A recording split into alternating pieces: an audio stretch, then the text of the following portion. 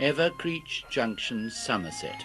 It was to be the Clapham Junction of the West, the place where one line branched away to Bath and collared the Midland trade, and the main line ran to Highbridge and collared the coal from Cardiff. That Pickwickian figure in the frightful hat is, I'm sorry to say, me talking to the station master.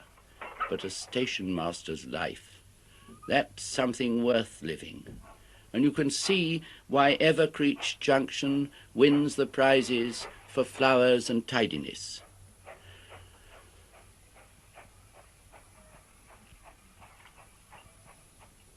The level crossing gates are worked from the signal box, and here comes the 12:32 from Sturminster Newton on her way to Bath, calling at Evercreech Junction, change for Glastonbury, Shapwick and stations to Highbridge.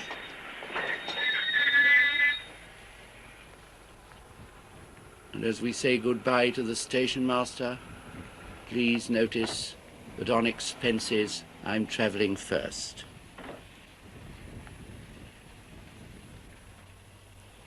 Forget motor cars. Get rid of anxiety. And here, to the rhythm of the Somerset and Dorset Joint Railway, dream again that ambitious Victorian dream which caused this long railway still to be running through deepest, quietest, flattest, remotest, least spoiled Somerset. This is the line we'll be travelling on. Once it was part of a grand scheme to unite Wales and the southwest, and even to stretch to France. The scheme failed, and the main line went along there on the right to Bath and the Midlands. And here's our own bit of line, reduced to a branch, and even that has lost its twigs to Wells and Bridgewater.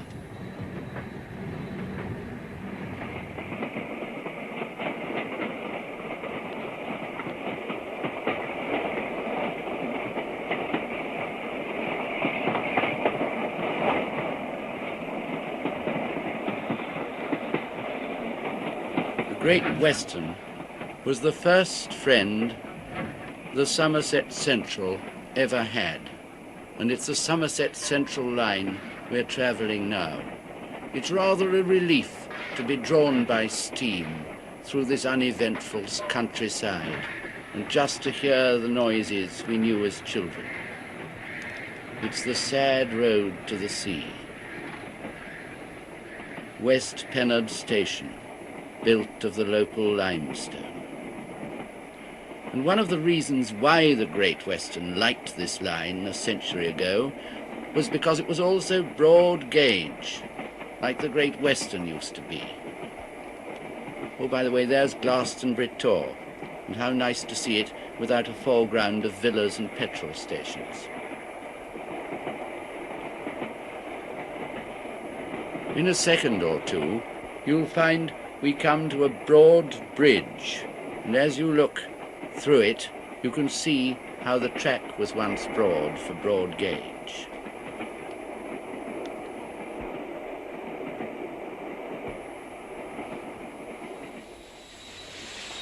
Glastonbury Station. I suppose the promoters of the Somerset and Dorset hoped that this place was going to become a vast industrial town. As the train, when it stops, waits here for 2 minutes, I always like to get out and have a look. There's always something to see in a railway station. Let's have a look at the waiting room. Gas light, solid furniture, Georgian tradition carried on into Victorian times.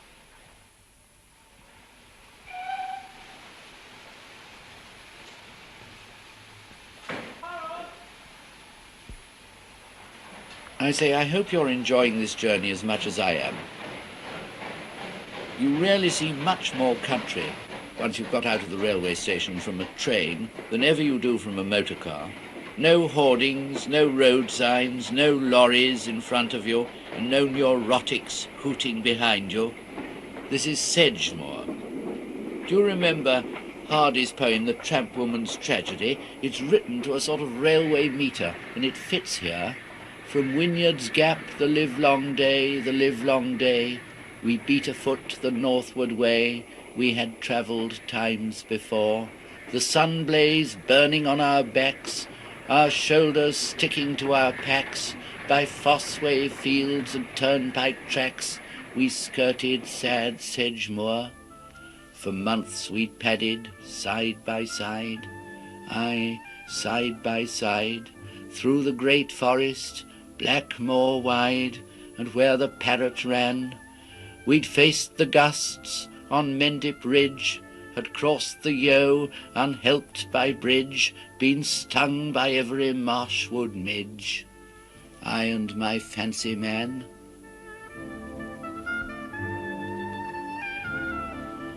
This quiet part of Somerset has got its industries besides farming, cutting withes for basket making, and the railway carries a lot of the peat which is cut on Sedgemoor.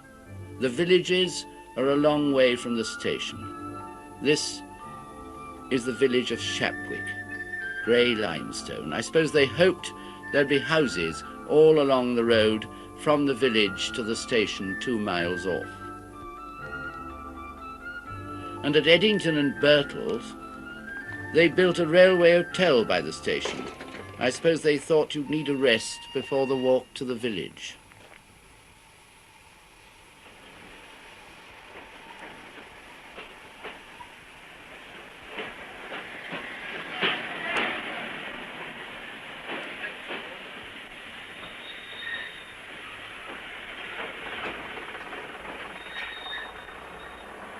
Go away, you brute, you enemy of railways and comfortable travel.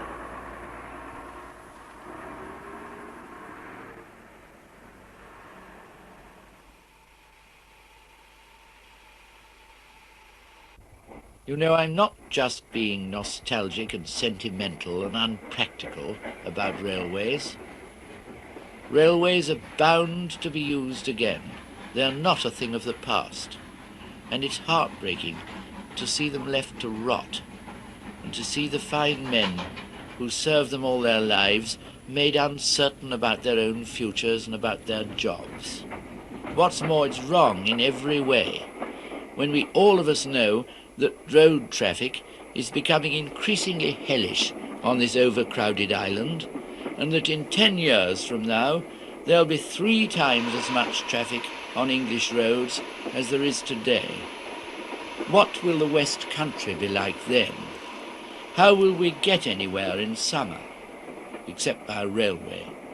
How will we see any country, except from a train?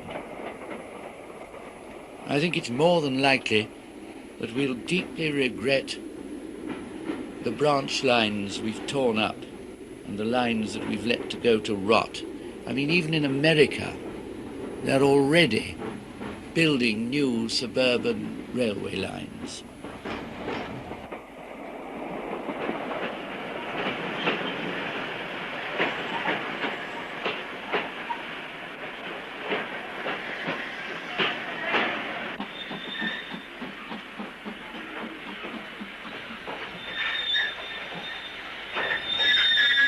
Here's Highbridge, the end of the passenger line of the Somerset and Dorset, and so I suppose I'd better get out.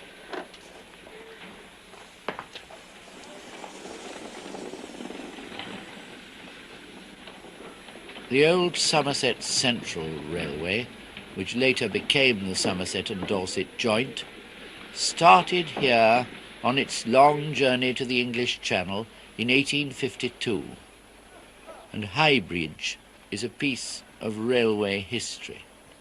It's also a railway contrast. So come and see the older station. There it is, with a diesel hurrying through it to the west, to Bridgewater and Exeter. One of Brunel's original stations, with the broad eaves and the cut stone for the doorways and the windows. But now, cross over the bridge and come and see the slightly younger station, Highbridge of the Somerset and Dorset joint. You see, Highbridge was the crew of the old Somerset and Dorset. And there is the war memorial to the Somerset and Dorset men who fell in the 1914 war. For this place was the headquarters of the line, and I suppose that's why it is that the seats are rather special cast iron.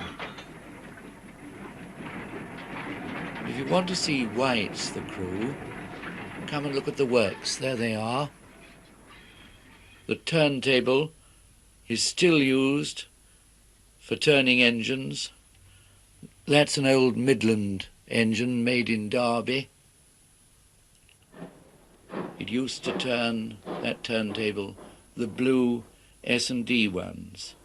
The Midland owned the line when the Somerset and Dorset was given up. And then the Great Western came on.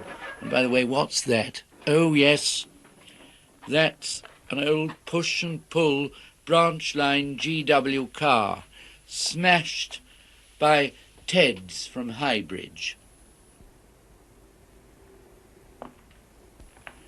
Where did it go from, I wonder? Between Dawlish Warren, Starcross and Exeter? Between Bourne End and Marlow? Or Castle Bar, Park, Holt and Ealing Broadway? Or was it on the Staines branch? Or the Uxbridge branch?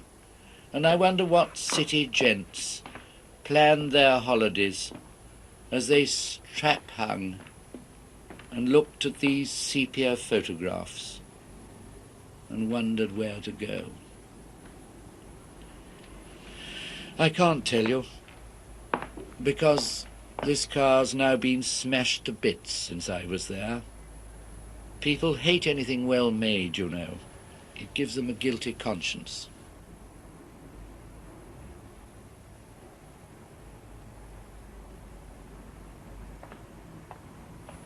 This was the carriage works. And here they made the S&D coaches. I can just remember them.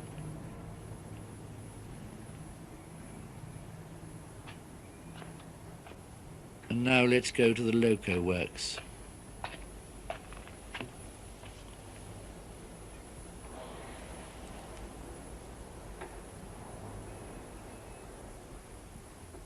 That little tank engine was made here at Highbridge and given its royal blue livery. This shed is still used for maintenance work. And there's a Great Western engine. The Western region still runs the line. Oh, let's go inside the store if we can get in, yes. I wonder what they kept here. Neep oil for the lamps, coupling rods, or phosphor bronze. Well, it was all part of the family life of a friendly little railway, of men who lived here in Highbridge, in these brick terraces, in a faded Swindon, a forgotten crew.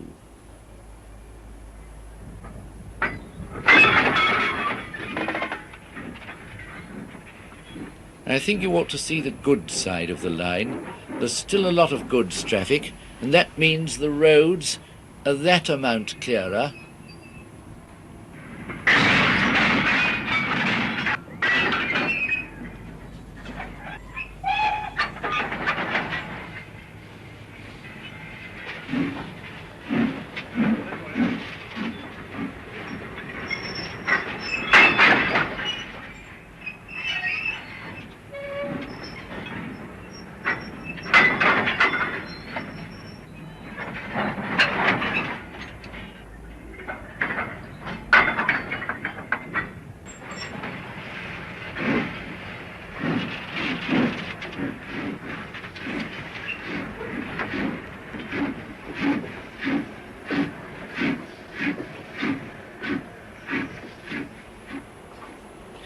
And if we go on a goods train, we can take a look at Pill, which was once a station and is now a halt, and with no one to look after it.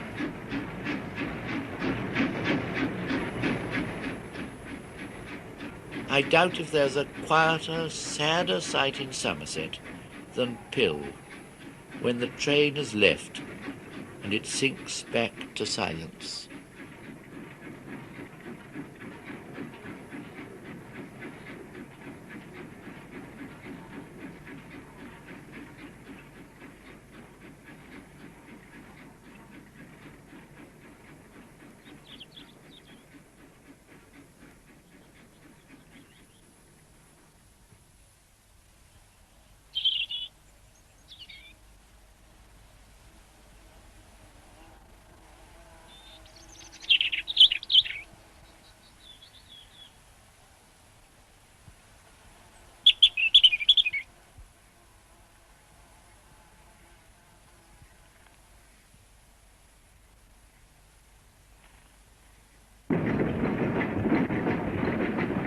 See the fringe of sedgemoor from the footplate of a goods train.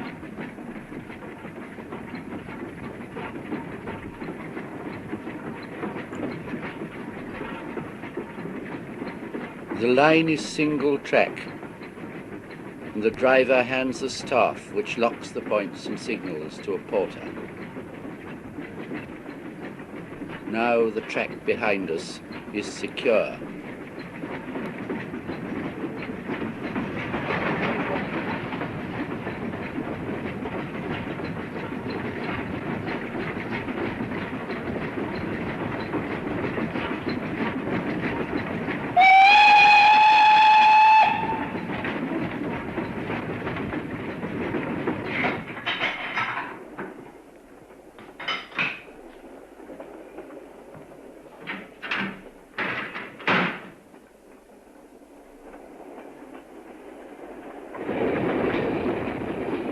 You remember I told you that the Great Western and the Somerset Central were friends a century ago when the line we are travelling on was first built?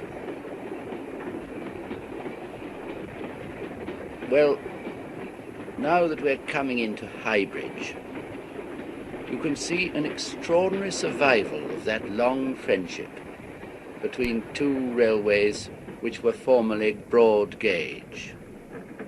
The Great Western. There is its main line, from Bristol to Exeter.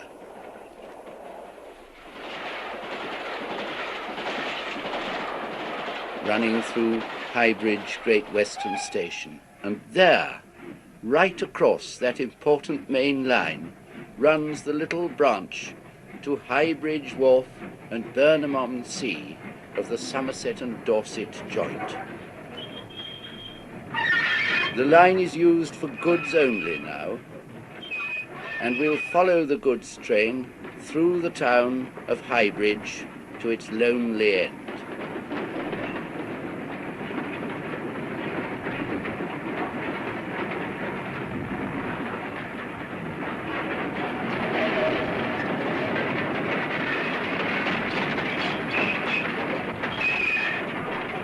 Regardless of roads and motor traffic, we'll cross the town and come to Highbridge Wharf.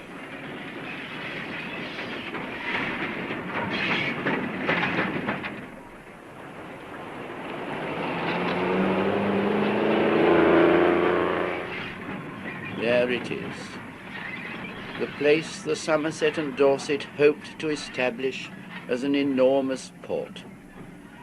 Here were to be Welsh colliers from Cardiff, and who knows, perhaps Somerset colliers taking Somerset coal to Wales, the rattle of cranes, the noise of shunting, goods trains puffing with heavy loads of coal for Somerset, Devon and Cornwall. This was to be the Barry of the southwest. Up here somewhere is where the colliers and cargo boats were to unload. The hope was partly realized. That's what it's like now. Highbridge Wharf, your hopes have died. They flow like driftwood down the tide, out, out into the open sea. Oh, sad, forgotten S&D. But let's not be too mournful. There was still another hope of prosperity for this part of the Somerset and Dorset Railway. Excursionists. In 1858, the little line to Burnham was opened, and the station is still there. Huge crowds were expected, and it's worth looking at the station in some detail as an untouched example of early railway architecture. It's got a roof over it, like a big terminus. I couldn't get into the waiting rooms and the booking hall because they were locked. But the Southern Railway, which was one of the many companies that operated this line, renamed the place Burnham-on-Sea in a hope to attract railway traffic. The line still runs beyond the station, out to meet the sea. There was a pier at the end for steamship passengers crossing the Bristol Channel. Welsh people, after a holiday in Bournemouth, could run merrily back to Wales, and vice versa. Now, all that remains is this, and the gradient going down to the sea.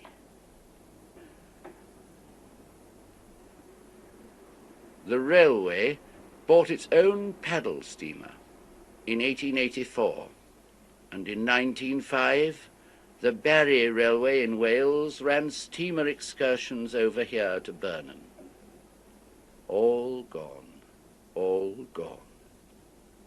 Transport, more than anything, changes a place. See how the railway changed Burnham. First the railway hotel, then boarding houses of the 1880s, Bristol style, built with railway prosperity, and Victorian hotels on the seafront, and slap-up buildings along the seafront of Victorian times, and signs out to attract the motorist of today.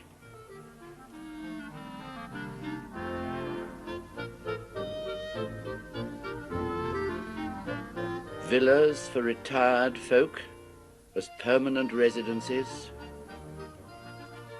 In the side roads, houses where Goffers lived in the 1920s, and bungalows for our own age of the small car.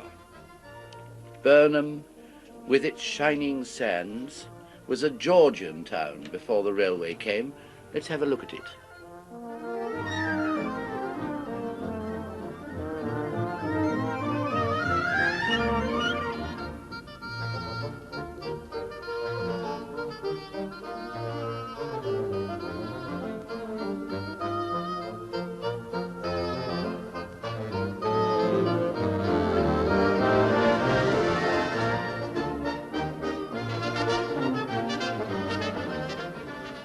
It's a beautiful seaside place. The air on the sands and on the pier is like wine.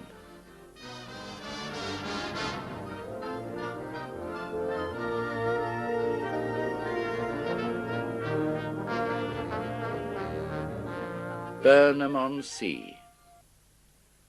The Somerset and Dorset Railway brought you prosperity a century ago. Burnham-on-Sea, in 10 years' time, when the roads are so full of traffic, we'll all be going by train again. You'll be grateful you still have a railway to your town. Don't let Dr. Beeching take it away from you.